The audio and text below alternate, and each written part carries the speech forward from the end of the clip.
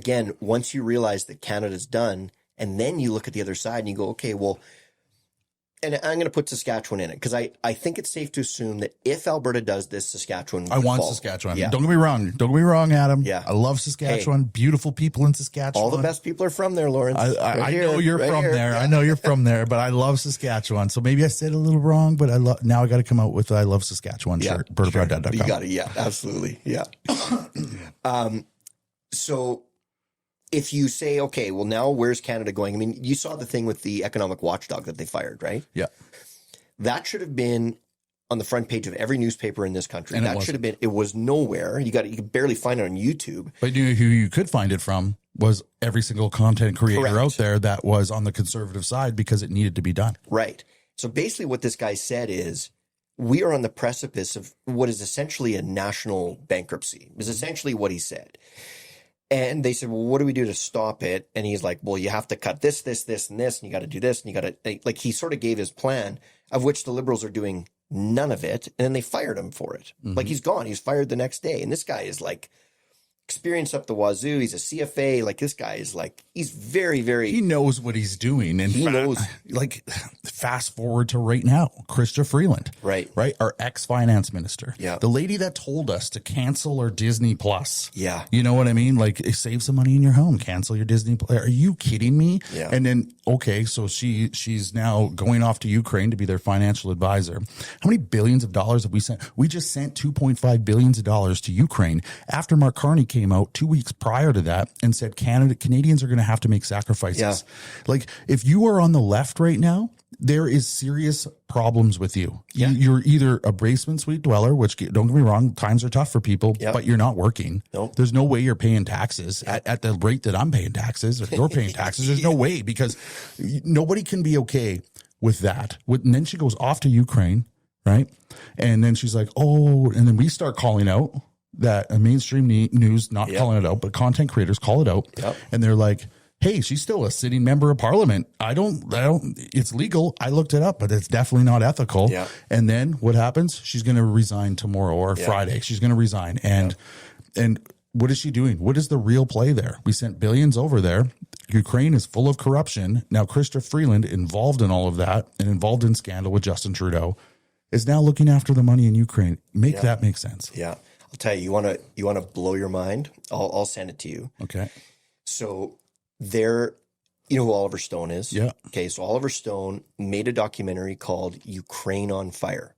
Okay. Okay. So there were these conflicts in 2013 in Ukraine. Netflix put a show out called Winter on Fire, which told the story from a very different angle.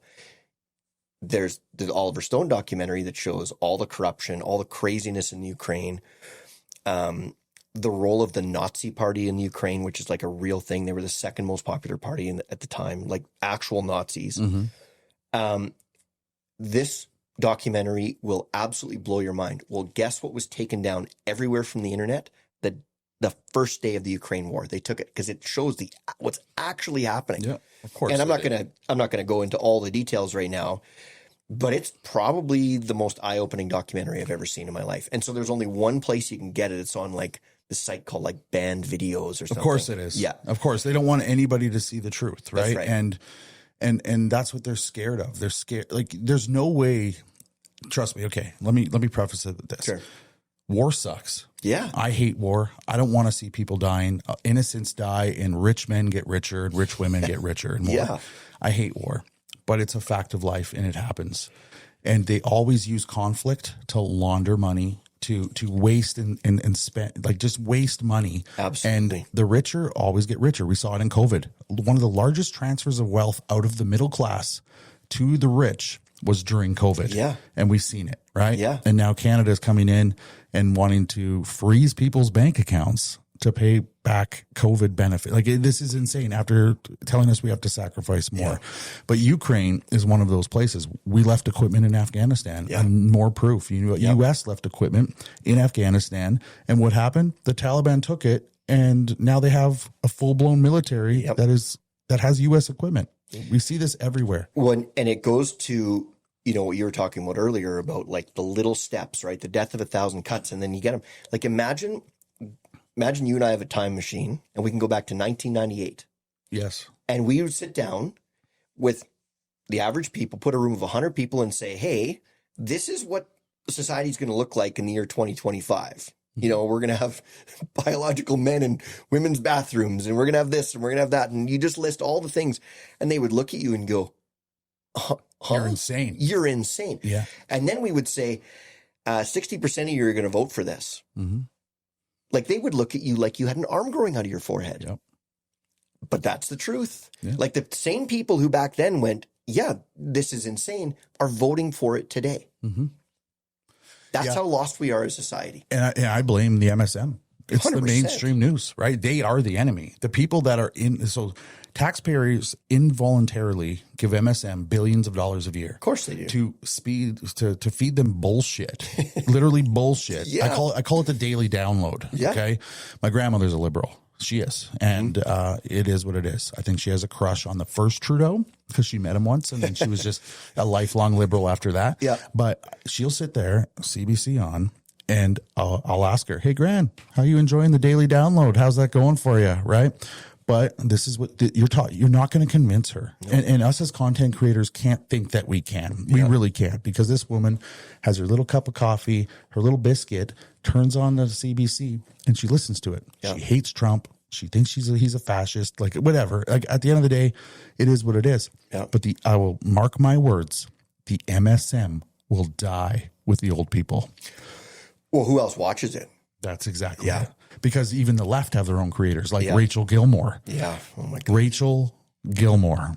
If you haven't looked up Rachel Gilmore, ladies and gentlemen, please go look her up.